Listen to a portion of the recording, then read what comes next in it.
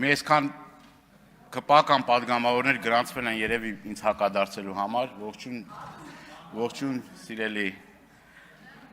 աշակերտներ, սիրելի հայրենակիցներ, բայց պարոն Ռուբինյան, այս ընթացքում այդ 10 րոպեանոց ելույթներին ոնց որ այն մնացած ելույթների ժամանակ չէիք ասում, որ Դե գոնե ելույթի կեսը թեմային էին նվիրում, եթե դուք էլ կեսը թեմային նվիրեք, դեմ չեմ լինի։ Իսկ թվում է այն հարցերը, որ պիտի բարձրացնենք մեր ժողովրդին, մեր հանրությանը հուզող հարցեր են եւ շատ կարեւոր է, որ այս ամբիոնից խոսենք այդ թեմաների մասին։ Նախ պարոն Վասիլյան, ես երևի ձեզ այդ արդեն հետայսու փաստերով խոսեմ եւ դուք արդեն ձեր այդ կասկածելի է, որ ասում եք կասկածելի է եւ այլ։ Հայաստանը փոքր երկիր է եւ եթե հարց կա, այդ մարդու հետ կապված բոլոր անցած ճանապարհի եւ այլ շատ կարճ, մի 5-10 րոպե կարակ հետաքրվեք եւ բոլոր ձեզ հուզող հարցերի պատասխանը ստանաք, բայց ես ուզում եմ մի կարևոր հարցի անդրադառնամ, դուք խոսեցիք մի զգայուն թեմայի մասին, որի եւ արձագանքն ա տվել հայ հեղափոխական դաշնակցությունը եւ մասնակիցն ա եղել։ Եվ եթե պետք է դրա տեսանյութերն էլ կա, դրա մասին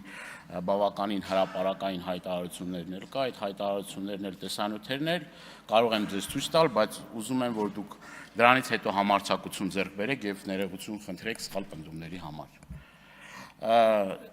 Ես երեք իմ գործընկերների հետ առիթ ունեցա շփվելու մեր հերոսացին ծնողների, անհատության մեջ գտնվող ծնողների, իրենց հարազատների հետ, իրենց պահանջով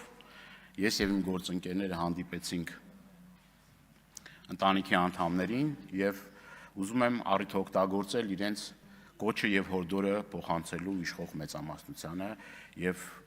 ձեզ, պարոն Քոչարյան, այդ մարդիկ հետեւյալն էին ասում, որ ունենք տված խոստումներ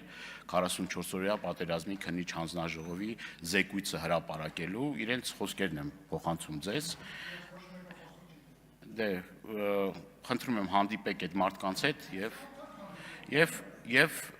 այդ մարդկանց այդ նույնը ասեք։ Մարդիկ պահանջում են քննիչ հանձնաժողովի զեկույցի եւ ես չէի կարող առիթը չօգտագործել եւ դրա մասին չասել, իդեպ նաեւ ես եւ իմ գործընկերները բազմաթիվ այլ առիթներով խոսել ենք դրա մասին։ Սիրելի հայրենակիցներ, մենք հիմա քննարկում ենք մի հարց, որը չափազանց կարեւոր է մեր հետագա, մեր երկրի հետագա զարգացման հետ կապված։ Դուք այստեղից շատ կարեւոր մի հարցին անդրադարձակ, դա գործարար շրջանակների հետ կապված խնդիրների մասին է, այսինքն գործարար աշխարհի խնդիրների, խնդիրների եւ կոռուպցիոն ռիսկերի հետ կապված է։ Ես կարծում եմ, որ ոչ թե Տիկին Ջուլհակյան պիտի այդ զեկույցները, ոչ միայն այդ զեկույցները, միջազգային զեկույցները պիտի հաշվի առնվեն, այլ կան համապատասխան մարմիններ, Հայաստանի Հանրապետությունը, Հայաստանի Հանրապետության իշխանությունները ունեն բավարար ռեսուրսներ հասկանալու համար, թե օրինակ գործարար աշխարհը ինչ դժգոհություններ ունի կոռուպցիոն խնդիրների հետ կապված։ Ես առիթը կօգտագործեմ եւ մի քանի իմ դիտարկումները կանեմ, նամանավանդ որ առիթ ունենում եմ գործարար աշխարհի հետ շփումների հետ կապված։ Նախ ՊԵԿ-ի հետ կապված բազմաթիվ խնդիրներ։ Այն որ կոռուպցիան եւ կաշառակերությունը արմատախիլ չի արվել, ավելի քան ակնհայտ է։ Ինչի՞ց է դժգոհում գործարար աշխարհը։ Գործարար աշխարհը դժգոհում է ոչ բավարար, ոչ պատշաճ ուշադրության իշխանությունների կողմից։ Գործարար աշխարհը դժգոհում է, որ նույն այդ ՊԵԿ համակարգը իր հատուկ գործելավոճով այդ կոռուպցիան ու կաշառակերությունը ՊԵԿ-ից արմատախիլ չի եղել եւ այդ կաշառքի դեպքերը լի են։ Եթե պետությունը բավարար ցանկություն կամք դրսևորի, դրա դեմ կարող է շատ արդյունավետ պայքարի, բայց այդ բավարար կամքը չի տեսնում։ Հաջորդը, որի վրա ես կուզեի ուշադրությունը դարձնեք, նույն այդ գործարար աշխարհի կողմնորոշումների հետ կապված։ Այսինքն ձեր թիրախը միշտ դառնում են այն գործարարները, իշխանության մասին է խոսքը, այն գործարարները, որոնք որ ընդդիմադիր Հայաստան ունեն, գաղտնիք այդ Հայաստանում։ Այն գործարարը, որ այդ համարձակությունը ունի քննադատելու իշխանության, հաջորդ իսկ վարքյանին հայտնվում է իշխանության թիրախում։ Եվ սկսվում է, այսպես ասած, հարկային տերորի գործեր կարելու հայտնի մեթոդը։ Բայց այդ երկակի ստանդարտները, որ կիրառվում են, այսինքն յուրայինները հնարավորություն ունեն իրենց բիզնեսը զարգացնելու, ծաղկեցնելու, իսկ ընդդիմադիր բազմաթիվ այդպիսի օրինակներ կան, եւ պետք չի այդտեղ երեսպաշտություն անել։ Դրա օրինակները բազմաթիվ են։ Մեկը,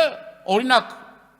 կոնյակի, մի խանգարեք ինձ, կոնյակի արտադրությամբ զբաղվող հայտնի գործարարը, որը որ հանդես էր եկել ընդդիմադիր շարժումների մասնակից էր եղել, այդ գործարարի նկատմամբ ամենակոշտ մեթոդներն ու գործիքակազմներն են կիրառվել։ Էլի շատ օրինակներ կան, կարամ ձեզ դափոներով այդ օրինակները տալ։ Քիչ ինչա դուք տեղյակ չեք դրա մասին, այդ բռնաճնշումների մասին տեղյակ չեք, այդ համայնքապետերի նկատմամբ բռնաճնշումների մասին տեղյակ չեք, այդ գյուղապետերի, նախկին գյուղապետերի, որ հիմա վարչական շրջանների ղեկավարներ են, արդեն ընտրությունները չսկսած, արդեն այդ մարդկանց հաթաթ եք տալի, դրա մասին տեղյակ չեք։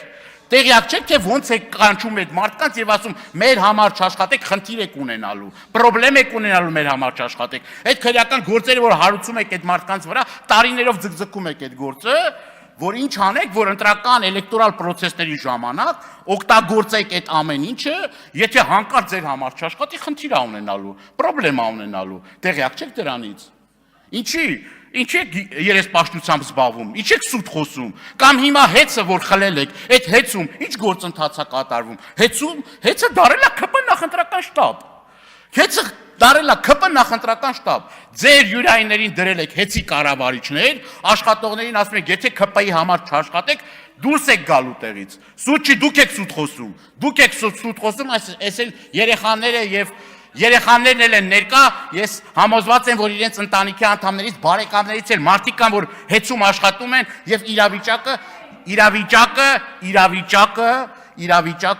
շատ ավելի քան ակնհայտ է, թե ինչա տեղի ունենում եւ ինչա կատարվում։ Ես նաեւ խոստացել եմ, որ պետք է խոսեմ նաեւ բանկային համակարգի եւ մեր հայրենակիցներին հուզող խնդիրների մասին, չնայած ժամանակը շատ կարճ է, բայց ես ուզում եմ մի քանի ցուցանիշներ բերել, ուրեմն 2024 թվականին 18 առևտրական բանկերի տարեկան շահույթը կազմել է 363 միլիարդ դրամ, շուրջ 61%։ Ուրեմն 2025 թվականի նախորդ տարվա համեմատ բանկային շահույթը կազմել է 20%։ Ես ինչի համար եմ այս տվյալները հնչեցնում, սիրելի հայրենակիցներ։ Սա հնչեցնում է մի բանի համար, որ գերշահույթ ստացող բանկերը պետք է շատ ցածր տոկոսադրույքներ տրամադրեն մեր հայրենակիցներին, որպեսզի կարողանան մեր հայրենակիցները բիզնես գործունեություն ծավալել։ Այն մեր հայրենակիցները, որոնք որ դրանք տասնյակ դիմումներ են ստանում մեր հայրենակիցների, որը որ կորոնավիրուսով պայմանավորված, 44-օրյա պատերազմով պայմանավորված, տարերային աղետներով պայմանավորված, չեն կարողացել այդ ընթացքում սպասարկել իրենց բանկային պարտավորությունները, այդ մարդկանց գույքը ունեցվածքը ձեռքից խլում են։ Տունը մարդու համար, մեր բոլորի համար շատ զգայուն այդ խնդիրը, այդ հարցը որ կա, լուծում չի ստանում բանկերի կողմից, այսինքն այն ժամանակացույցը, որ պետք է տրամադրեն մարդկանց այդ իրավիճակից դուրս գալու, չէ, ամենահեշտ մեթոդը, ամենահեշտ ձևը գտնում են մարդկանց տնազուր կանում։ Եթե գերշահույթներ են ստանում բանկերը, դա մոտավորապես 1 միլիարդ 100 միլիոն դոլարի մասին է խոսքը, քավլիցի ես չեմ ուզում բանկերին չթվա, թե բանկերին թիրախավորում եմ եւ այլը, բայց կենտրոնական բանկը պետք է իր գործիքակազմերը օգտագործի, որպեսզի մեր հայրենակիցները հնարավորություն ունենան այդ բանկային խնդիրներից եւ խնդիրներից, որի մեջ թաղված են, կարողանան հնարավորություն ունենալ այդ վիճակից դուրս գալու եւ նոր շանս ստանալու բիզնես գործունեություն ծավալելու։ կարկուտ ա եղել, բնական աղետներ ա եղել, այդ մարդիկ կանգնել են շատ անելանելի իրավիճակի մեջ։ Ժամանակը կարճ է, որ բոլոր խնդիրներն Ոչ թե կարճ, այլ սպառվեց։